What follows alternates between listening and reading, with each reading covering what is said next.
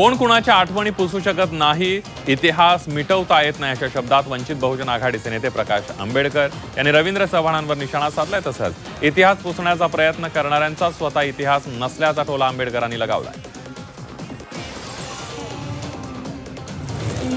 भारतातील पहिल्या वंदे भारत स्लीपर एक्सप्रेसला पंतप्रधान नरेंद्र मोदी यांनी शनिवारी हिरवा झेंडा दाखवणार आहेत। या गाडीचे प्रवासी भाडे किमान 960 ते कमाल 13,300 रुपये असणार आहे। विशेष म्हणजे अन्य मेल एक्सप्रेस प्रमाणे या गाडीने प्रवास करणाऱ्या प्रवाशांना RAC आणि VIP कोटा सुविधा मिळणार नाहीये।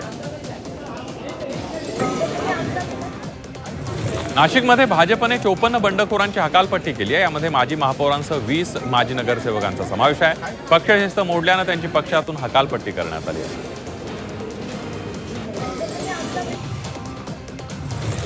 जळगावात शिवसेना उमेदवाराने पैसे वाटल्याचा व्हिडिओ व्हायरल झाला। याबाबत अपक्ष उमेदवाराने जिल्हाधिकाऱ्यांकडे तक्रार केली, मात्र शिवसेनेने पैसे वाटल्याचा आरोप फेटाळत बचत गटाच्या महिलांचे पैसे असल्याचा दावा केला।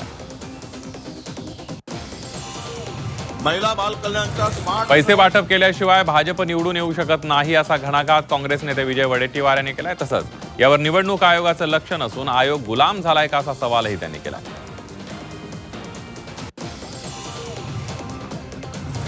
धुळ्यातील सभेमध्ये MIMचे नेते अकबरुद्दीन ओवैसींनी भाजप आणि काँग्रेसवर घणाघाती टीका केली आहे। भाजप प्रत्येक निवडणुकीमध्ये हिंदू मुस्लिम करतं, तसंच अल्पसंख्याक समाजावर अन्याय केला जातोय अशा शब्दात अकबरुद्दीन ओवैसींनी मोदी सरकारवर टीका केली आहे। तसंच अल्पसंख्याक समाजाचा विकास काँग्रेसमुळे रखडल्याचा आरोपही त्यांनी केला आहे।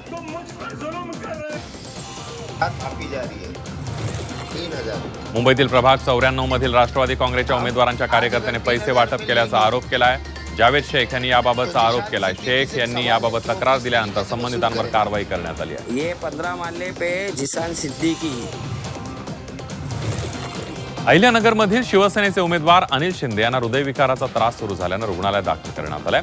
दरम्यान भाजप आणि राष्ट्रवादीकडून प्रशासनाचा गैरवापर करून जाणीवपूर्वक शिवसेनेतील उमेदवारांना त्रास देण्याचा प्रयत्न केला जात असल्याचा आरोप संजीव भोर यांनी केला। पुणे शहरामध्ये वाहतूक कोंडी तसंच पिण्याच्या पाण्याचा प्रश्न निर्माण होतोय। हे प्रश्न सोडवायचे असतील तर त्यासाठी पुण्यामध्ये अजितदादांचीच सत्ता पाहिजे। हे प्रश्न सोडवण्याची ताकद आणि धमक उपमुख्यमंत्री अजित पवार यांच्या उमेदवारांमध्येच असल्याचं बंडू खांदवे यांनी म्हटलंय।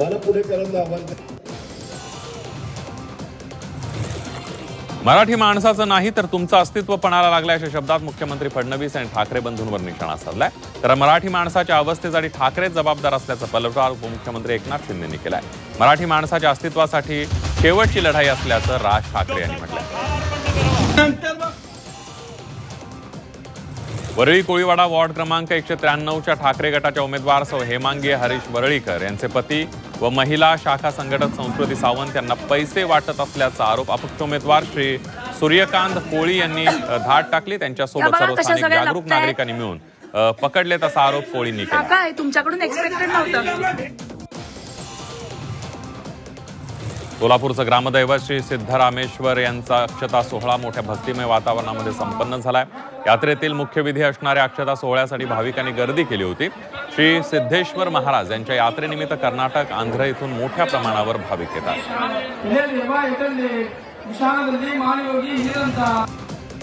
महाराष्ट्र लोकसेवा आयोगातर्फे महाराष्ट्र राजपत्रित संयुक्त सेवा पूर्व परीक्षा 2025च्या पदसंख्येमध्ये वाढ करण्यात आली। आता एकूण 605 पदांसाठी प्रक्रिया राबवली जाणार आहे।